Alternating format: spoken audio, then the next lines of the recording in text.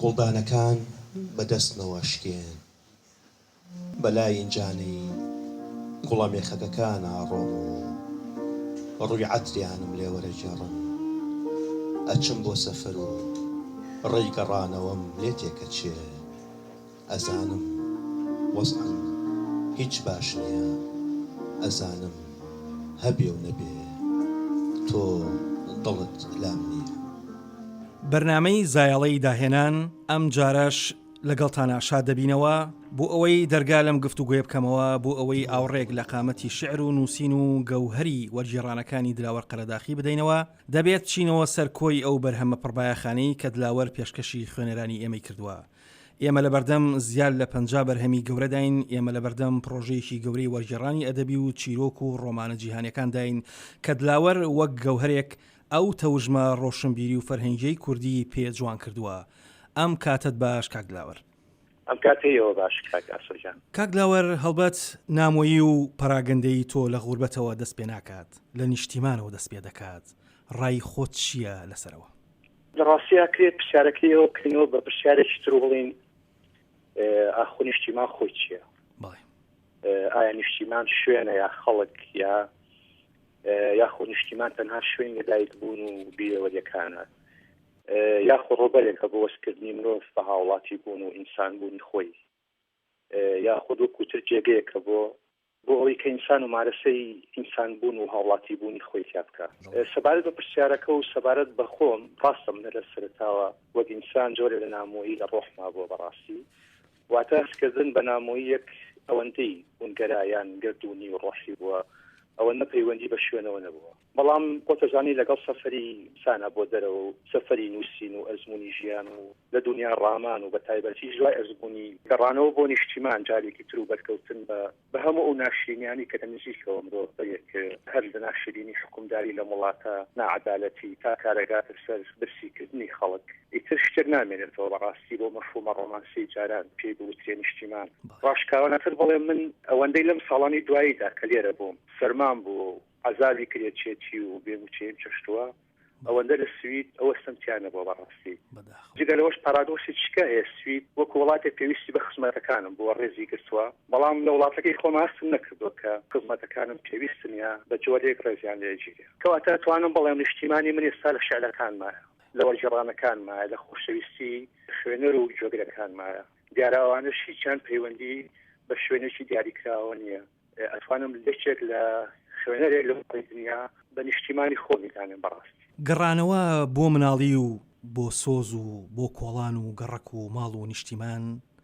بەمانایەک هەمیشە گەڕانەوەیکی سەرسەختانە و قوڵ ئامادەگی هەیە لە کۆی بەرهەمە شعرەکانتدا وەک گەڕانەوەیکی نۆستالژیایەکی زۆر قورس نۆستالژیایەکی زۆر قوڵ حەزوری هەیە لە کۆی بەرهەمە شعرەکان تا ئوستاز. حەزەکەم خۆت ورد بچیتە ناو کێوماڵکردنی ئەو قوڵبوونەوە نۆستالژیایی کە لای بەڕێستان هەیە. ڕاستەکەی ڕانەوە کە بۆ مناڵی لای من گەڕانەوەیکی نۆستالژی نیە بەقەدەرەوەی کە ئەوی هەوڵدانە بۆ بەجەستەکردنەوەی مناڵی بە چاوی ئێستا واتە زیاتر ڕوونی کەمەوە مناڵی لای من هەوێنە ینی ئەوەی ژەمێ بیکەم هەوڵدانە بۆ بینینی دنیا زیاتر بە چاوی مناڵ بە گوێی مناڵ ڕامانە بە خەیاڵی مناڵ بۆ نمونە دەستدانە لە باو هەتا و ڕووناکی هەموو ئەو شتانی کرد دەوروبەرمانایە بەدەستی مناڵ گۆرانی وتنە بەدەنگی مناڵ گوێڕای ئەوەش ئەتوانم بڵێ مناڵی لای من نێوانێکە بۆ دواندنی خۆم و هەروەها بۆ دانکانان و گەڕانەوەی ئەزمونەکانی بینین و سەفەر و تەنانەت شکستەکانی خۆ هاوکاتیش پێم وایە کە مناڵی دەرفەتێکە و بڵیت نێوانێکی سحریە کە کەمترین بوارم بۆ ڕەخسێنێ بۆ خۆنواندن و زۆر لە خۆکردن بۆ شعر نووسین و واتە تا ڕادێکی زۆر ئەوەی مناڵی نەیەوێ جۆم لێ بگرێت یا ئەوەی کە مناڵی نەیەوێ من بینوسم یا بە شعری دانەنێت بێگومان لای خۆشم نابێ بە شعر تا هەرێکە بەڕاستی یانی ئەم گەڕانەوەی بۆ مناڵی تەنها وەکو باسم کرد هەر ئەو گەڕانەوە نۆستالژیە نیەکە لە زۆربەی بڵین وتاری شعری ئێمەیە ئاماژەی پێرێ بۆی کە کاتێ باسی مناڵی شاعری دەکرێت. زۆر بەختەوەرە بم دەنگی خۆت گوێم لە قەسیدەیەکی خۆت بێ و گوێگرانی ئێمە گویان لە قەسیدەیەکی ئەوە بێ لەم بەرنامەیە.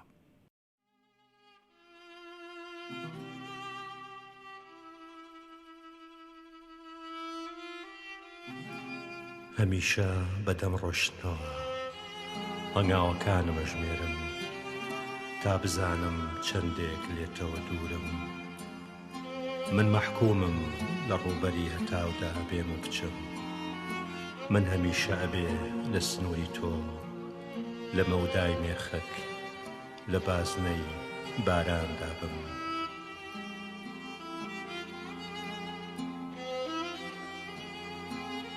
هەمیشە بە ڕێگەیەکدا کە دێتەوە سەرجادەی مێخەک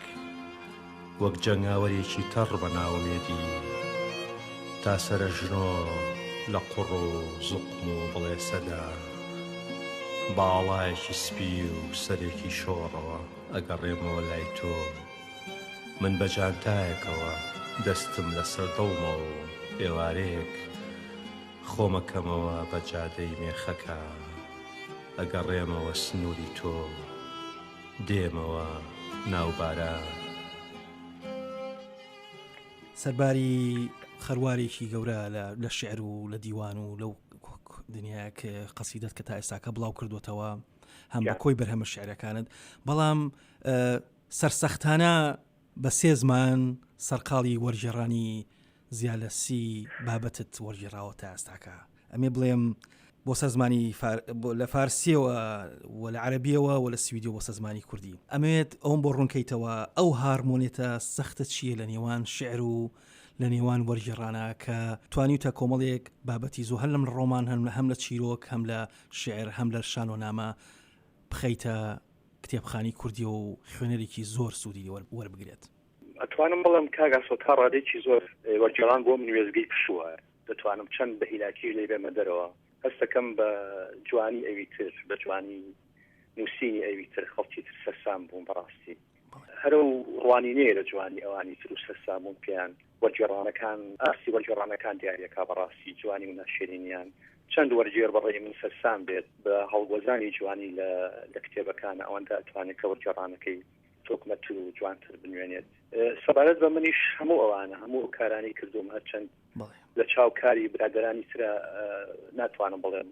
لە ئاسی ئەوانایە بەڵام هەوڵێکی خاکە ڕایانە و ئەوە بووە زیاتر لایەنەوە حەزم کردووە کە خۆم سەرسام بووم پێیان لە هەمان کاتە حەزم کردووەی خۆم بوونایە بەڕاستی ئەو کارانە لە هەمان کاتیشا ویستومە یا دڵم خواستوتی کە ئەو جوانی کە منی بینم لەو کتێبانە بەشی خوێنەرانی کەشی لێبم بەومانایە وەرجێڕان کردەیەکی بیاندازە قورسە تاقەت بڕوکێنە زەحمەتە ئەتوانم بڵم لە خودی نووسینیش زەحمەترە بێتۆیی زستانی زوبان بێتۆیی زستانی زوبان بڕە لە هەڵەی گەورە لە بێسەروبەری ڕێنووس لە چێوەڵانێکی ستاندارد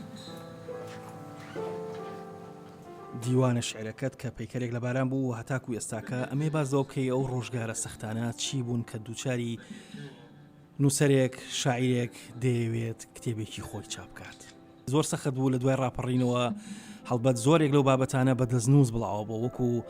گوناه و کەرنەڤاڵی بەختیار عەلی و زۆرێک لەو بابەتانە ئەو ڕۆژگارە سەختانە چی بوون کە ڕوبەڕووی بیتەوە بۆ چاپکردن و بڵاوکردنەوەی کتێبەکانت ئازارێکی خۆی هەبوو بەڕاستی معاناتێکی خۆ ژای لەو بەجانی کاتی خۆی بەڵام کێشیشی هەبوو یعنی کاتێک تەنانەت شعرێک بڵاو بوو لە ڕۆژنامەیەکە شاگەشکا بوو مرۆڤی چاوەڕێی بڵاو بوونەوەیە بوو خەڵک باس و خواست بۆ نمونە لە ناو ئەدیبانە لە ناو هاوڕێیانە بەڵام ئێستا ڕفتکەچەوانەوە ینی چاپ ئاسانترە بەڕێم دەتوانیت ئینسانەگەر دەستگایەکی کتێبەکەی بۆ چاپ نەکا خۆی هەوڵی چاپکردن و ئەوەی بکا بەڵام وەکو هەموو شتێکیکە لەم واتە ئەویش بێبەها کراوە کتێب لەم هەلومەرجەی ئێستا بێگومان هەستەکەم کە وانین و پلانێکی لە پشتەوەی بۆ ئەو جۆرە ئەو دڵخۆشی و نایەتێ بەڕاستی بۆ خۆم کە کتێبێک چاپە بێ یا شعرێک بڵاوە بێتەوە ئەو چێژەی کە جاران لە کاتی خۆی لە ساڵانینەوەدا و دەینەوەدا ئێمە هەستمان پێک ئێستاوە نابینم ئەمەوێ لێرە بتگەڕێنمەوە بۆ ئەو پەیوەندیەی نێوان دلاوەر و هونەر چۆن قەسیدەکانت دەبنە ئیلهام بەخشی کۆمەڵێک شاکاری هونەری وەکو تابلۆکانی بەهادین لە ئەڵمانیا هاوکات تابلۆکانیش نەکرد تابلۆکانی بەهادینیش تابلۆکان بەگشتی دەبنە ئیلهام بەخش بۆ هەندێک لە قەسیدەکانی ئێوە ئوستاز پەیوەندی تۆ هوەر ئەمە زۆر گرنگە، تۆ تابلۆ، تۆ مۆسیقا، تۆ شانۆ، ئەم پەیوەندی قوڵە لەناو زۆربەی ئیشەکانتە هەستی پێکرێ. حەزەکەم بۆمان زیاتر ڕوونکەیتەوە. کاکە ئاسە من جگەلەوەی خۆم دەشوی ئەکادمی لە جوانەکانی بەڕام بەشی شانەوە بێکمان هەر لەوێشەوە هەر لە زمانشەوە جۆرێک لە هامشۆم هەیە لەگەڵ دنیای شێوەکاری و سینەما و وەکو بینین بێکمان ئەمە جگەلەوەی من کاتی خۆی بەرنامەیەکی شێوەکاریم هەبوو لە تەلەڤیزیۆن. لەو بەرنامەیە ئەزمموی چەند شێوەکارێکی کوردم بەسەر کردەوە لەوانە مامۆستا ئازار شەوقی و مامۆستا بەختیار قەفتان و مامۆستا دەزارەپر و سامان کەریم و هەروە حەمە سەعیداتیر و زۆر لەو هونەرمەندانێکە. هەروەها من شعریشم هەیە کە ئیلهامم لە تابلۆی هونەرمەندانی شێوەکار وەرگرتەوە. بۆ نمونە شعری ئەو گوندە تێرەکانی ئیسماعیل، چوار سێبەری شکاو هەروەها چەند شعرێکی کە ئێستا یادم نییە هەر لە ئیلهامم لە تابلۆی ئەو هونەرمەندانەوە جەزا بەکر و نامێک عەلی و سامان کەریم و ئەوانە وەرگرتەوە بەڕاستی. To create a sense of a place. I share with you this poem here that I came across in an anthology of poetry. It's a beautiful poem by a Kurdish writer, Dilbar Kardagi. It's written in Arabic. I'm not here. What a shame. Tomorrow will break and I won't be here anymore. قەسیدەی سەعات کڕێوەی عەسرێک کە چۆمان هەردی وەری دەگێڕێتە سەر زمانی ئینگلیزی، یەکێکە لە قەسیدە جوانەکانی دلاوەر قەراقی و ئەبێتە ئیلهام بەخش بۆ یەکێک لە ئەندازیارە بەتوانەکان و بۆ ئەوەی کاری بیناسازی تابکە. زۆر حەزەکەم کاک دلاوەر باسی ئەو پرۆژەیە بکەی، باسی ئەو قەسیدەیە بکەی، باسی ئەو بکەی کە چۆن سوود لەم قەسیدەی تۆرەگیرە. ئەمە شتێکی زۆر زۆر غەریب و نامۆیە سوود لە قەسیدەیەک وەربگیرێ بۆ کاری بیناسازی مۆدێرن. بەڵێ منی شاسەکەی بە ڕێکەوت هاوڕێکی ئەنگازیاری سەراسازی کە نایناسم بە ناسین، بەڵام پەیوەندی پێوە کردم ڤیدیۆیەکی بۆ ناردم و ئەندازیارە ئەمریکیە لە سمینارێکە کە پرۆژەی دروستکردنی مۆزەخانی کوردستانیان لە هەولێر داوەتێ. باسی فکرەی پرۆژەکەی کرد و باسی ئەوەی کرد کە ئیلهامی پرۆژەکەی لە شعرێکە وەرگرتووە کە شعرەکە باسی ئەو شعرەکات سەعات کڕێوەی عەسرێک کە کاتی خۆی خاتە چۆمان هاتی تەرجەمەی کردووە ئینگلیزی. ئیشکردنی ئەو ئیلهامی ئەو ئەندازیار لەسەر ئەو شعرە بووە بێگومان کە هەر هەمان ئەو ئەندازیارەیە کە زۆر منومێنت و زۆر مۆزەخانە و کاری کولتوری کردووە لە ئەوروپا و لە ئەمریکا. خۆی بەڕەگەز جوولەکەیە، بەڵام باو با پیری کاتی خۆی کۆچان بۆ ئەمریکا کردووە. بەڵێ ئەم قەسیدەی ئەگەر لە بیرت مابێ ئەو قەسیدەی هەڵبەت من بە دوای گەڕام هەڵبەت ڕەنگەش زۆری بابەتەکان وای لێ کرد بم کە نەمتوانی بیدۆزمەوە، بەڵام ئەم قەسیدەی ئەگەر شتێکت لە یاد بێ گرنگە بۆ خوێنەرانی جارێکی تر شی بکەیتەوە، نەک هەر قەسیدەکە خۆشی. لێرە نیم حیفێک سبەینی ڕۆژە بێتەوە و ئیتر من لێرە نیم حیفێک لێرە نابم کە کەسێک سبەینێ پەنجەرەکە کاتەوە، کە کەسێک سبەینێ ناوێت لەسەر هەڵمێ شوشەکە ئەنووسێ، کە کەسێک سبەینێ هینجانەکان ئاوەدا و بە چاوانێک ڕاوپەڕی ڕوانی دەدوو دڵی تۆلەکە وەریوەکە ڕامێنێ. لێرە نیم حیفێک لێرە نابم کە کەسێک سبەینێ شەڵاڵ لە خەونێکی شین لۆژ ئەچێتە بەرارێنە بەلوعیتە شوەریەکە کاتەوە و بە پیاوی تەنیای ناو ئارێنەکە بەو پیاوەی کە ئیدی بۆتە تەپونم، کە ئیدی بۆتە دەیچێلم، کە بووەتە دڵۆ پێشەونم دەڵێ وای مەیمون چ خەونێکی سەیرم پێوە بینی سوێنە خۆم تۆ ئەم شەو زیاتر لە سەد کەڕەت هاتی خەونم. لێرە نیم حیفێک لێرە نابم کە سەعات دروشەی بەیانیەک کەسێک لە خۆوە دڵی ئەکەوێتە مەراقەوە، لە خۆوە دڵی هەزار شتەکە، لە خۆوە خەیاڵی بۆ هەزار شتە چێ، لە خۆوە حەزەکە کەسێکە ئیتر بە ڕێگەکاندا ناڕوا، کەسێکە ئیتر لە دەرگاکانەوە نایەتە دەرێ، کەسێکە ئیتر لە پەنجەرەکانەوە ناڕوانێ لایدا تێپەڕێ و پێی بڵێ ئەدی ئەوە دیارنی تاوڕێ لێرە نیم حیفێ لێرە نابم کە کەسێک سبەینێ لە ناو قیتارێکی تیژ ڕۆدا بەلای گەواڵەیەک کۆڵە هەوری ڕاما و لە بەروێزگەیەکی غەمجیندا تێپەڕێ و تڵی وەخورپە ئەکەوێ کتوپڕ بانگیەکە و کتوپڕ دەستی بۆ هەڵە بڕێ و کتوپڕ تا دووتری خاڵی دنیا ئاوەڕی بۆ ئەداتەوە و کتوپڕ لە بەرخۆیەوە ئەڵێ ئەدی بڵێ خۆی بێ ئەدی بڵێ کەسێک بێ کە نییە کەسێک بێ کە ئیدی لە هیچ وێستگەیەکی دنیا ڕناوەستێ لە شعری دلاوەرە خەیبەیەک هەیە خەیبەیەک کە قەت نابێ بە تووڕە بوون یعنی فەرقی شعری دلاوەر لەگەڵ شعری زۆربەی زۆری شاعیرەکانی ترماناوەیە کە مەسەلە ئێمە هەش هەموو باسی خەیباکەین باسی ناومێدەکانەکەین بەڵام لە ئاستێکە هەموو ئەو خەیبەیە بێ بە تووڕەبوونێکی زۆر توند ینی ئەبێ بۆ بە شکلەکان بێتە بە زمانێکی توند و تیژ هەتا لە تەجروبەی ئەدەبی منە خاڵی نییە لەوەی کە لە لەحزەیەکە خەیبا ناومێدی ئەگوازرێتەوە لە ئاستی ناومێدی و خەیبەوە بۆ ئاستێکی ڕوبەڕوونەوەی تند لەگەڵ دنیا لە شعری دلاوەرە ئەو نەقلەیە نییە ئەو نەقلە تووڕەبوونە نییە هەمیشە ئەو دۆخە بەخۆک و خەیبە ئامێنێتەوەی خەیبەیە کە لە ناو خۆیە ناومێدی خۆیەژی تۆ ماوەیەکی زۆر لە خۆراواژیاوی بە تایبەتی لە وڵاتی سوید و چەند وڵاتێکیش کاری ئاگال لە کاری ئەدەبی و ڕۆشنبیری و فەرهەنگیەکان بۆ چەندین کۆڕیشت لەوێ کردووە ئەمێ پرسیاری ئەوە لێ بکەم کە شعری کوردی کەوتۆتە کوێی نەخشەی فەرهەنگی شعری جیهانیەوە ڕەنگە بەلاشمەوە گرنگ نەبێ شعری کوردی کەوتبێتی کوێ و نەخشەیەوە بەڕاستی بیرم لەوە نەکردوێتەوە من کە ئەنووسم سێریەوە ناکەم زانم ڕوتی شعری کوردی لەکوێیە یا بە جۆرێک من ئەنووسم لە ئاستی گشتیان ئەنووسم ڕاستی تەنانەت ئەوشم بیرە چێتەوە کە من بە چه زمانێک نووسم لەبەرەوە زۆر تەرکیزم نەکردو سەر ئەوەی کە ئایا بێگومان هەوڵی جوان هەیە دەتوانم بە گشتی وا بڵێم هەوڵ هەیە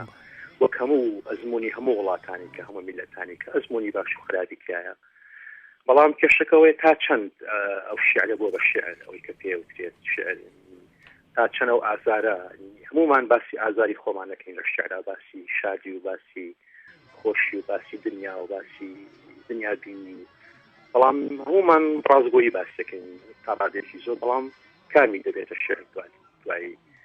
لە زمانی نالیا لەگەڵ نالیا ڕەنگە دەیان لە شعریان نووسیبێ بەڵام دوجار ناری ماوەتەوە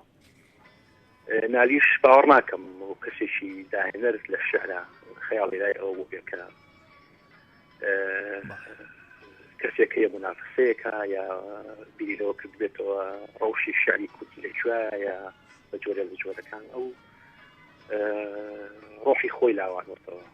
ئەمێ بتگەڕێنمەوە بۆ یەکێک لەو قەسیدانەت کە بە ناوی غەریبەوە بە یادی زەردەشت عوسمان و سۆران مامەحەمەوە ئەم قەسیدەیەت نووسیوە ئەڵی لە سبێنیەوە ئەدەمە غەریبی ئەدەمە شارانی گوڵ لە سبێنیەوە مناڵ ئەبمەوە تا سەرەتای کۆڵان تا بۆنی خۆشی کتێب لە سبێنیەوە چاکەت و پانتۆڵە و تودراوەکەم لەبەر ئەەکەم نیشتیمان لە پاشکۆی ئەسپێکی خەمژین ئەنێم و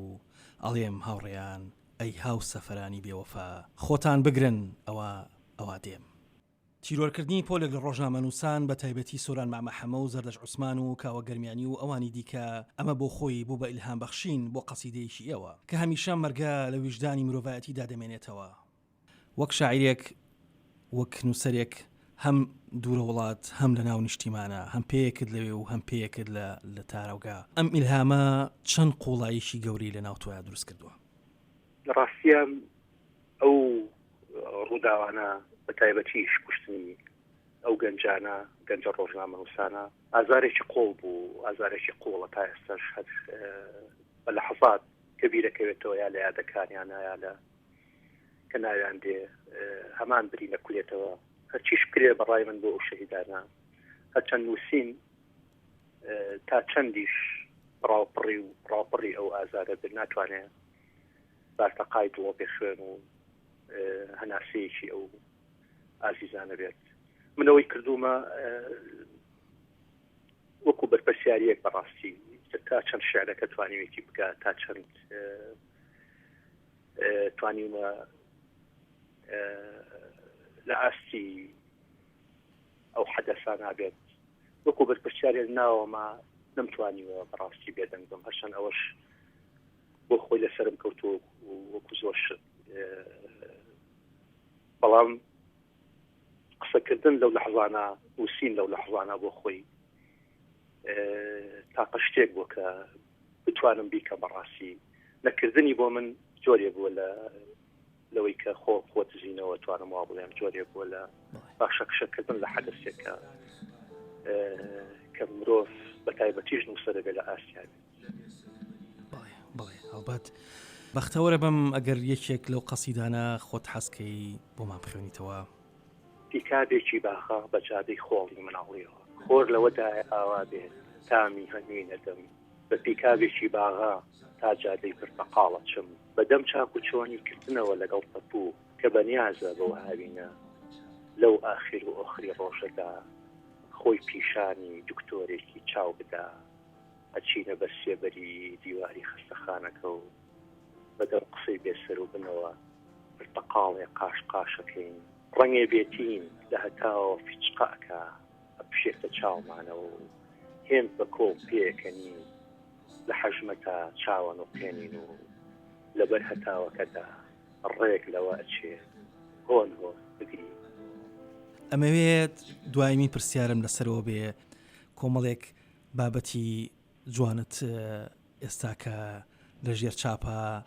وابزانم بڵاو کراونەتەوە حەزەکەم لە زاری خۆتەوە بۆمان باسکەیت بەڵێ ئەوەی ئەم ڕۆژانە دوو کتێبێکی کەش بەڕێگەوەیە ڕەگە هەفتەیەکی تر یەکێکیان ڕۆمانی نامە بۆ کچەکەم لەگەڵ ژنێ بۆ خۆشویستن کە هی نووسەرێکی سویدیە بە ناوی تیۆدۆر کالیفاتیدس کە بەڕەچەڵەک یۆنانیە بەڵام بە سویدیە نووسێت ڕۆمانی نامە بۆ کچەکەم ژیانی ئۆڤیدیۆسی شاعیرە شاعیر ڕۆمانی لە فۆرمی ڕۆمانە دایڕشتۆتە و شێکە لەو نووسەرانەش کە کاری زۆرە کارەکانی سادەن بەڵام قوڵن لەبەرەوەی خۆی لە بواری فەلسەفە و دەرچوی فەلسەفە و دکتۆرای هەیە لە فەلسەفەیە جگە لەوەی کارەکانی لە ئاستی سیاست و لە ئاستی بەڕێوەبردننی وڵات لە سوید و دەگەڕێنەوە بۆی سیاسەکان هەمیشە پێچەوانی لای خۆمان کە نووسەر و هونەرمەند سیاسەکان چاری نووسەر و هونەرمەندیان ناوێت بە زۆری بەڵام لەوێ بۆ نمونە ئەو نووسەرە لەوانەیە کە لە ئاستی پەرلەمانە لە ئاستی یاسا و چاکردنی بەندی یاسایی ئەوانە دەگەڕێنەوە سەری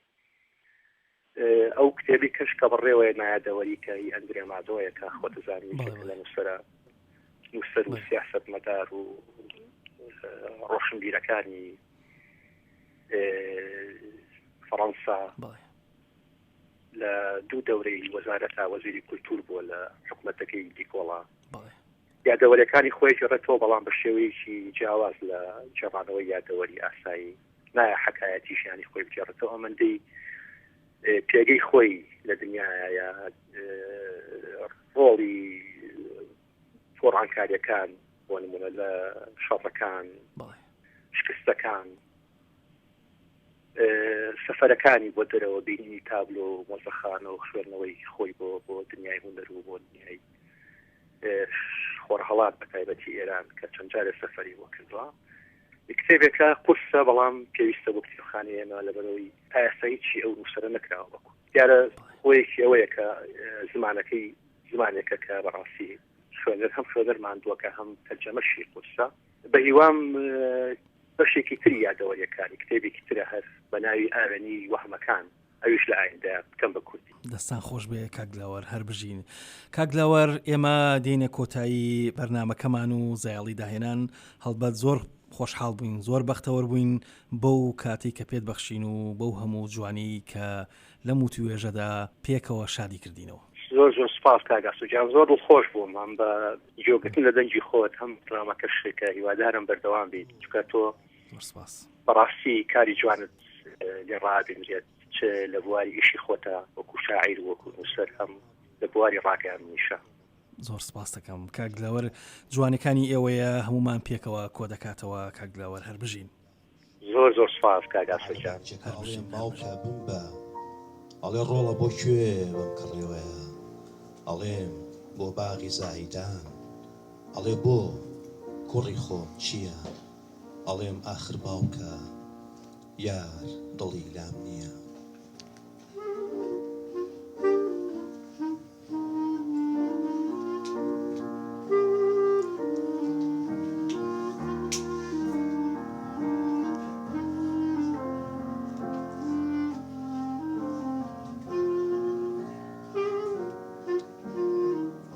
تۆ دڵت لام نابێ و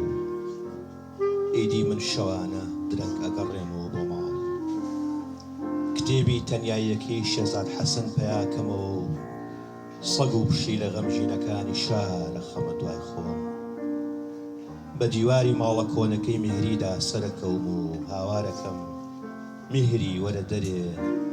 بنۆڕە بنۆڕە چ تەنیاییەکی جوان تێکەوتووە ئەم شەو مانگ.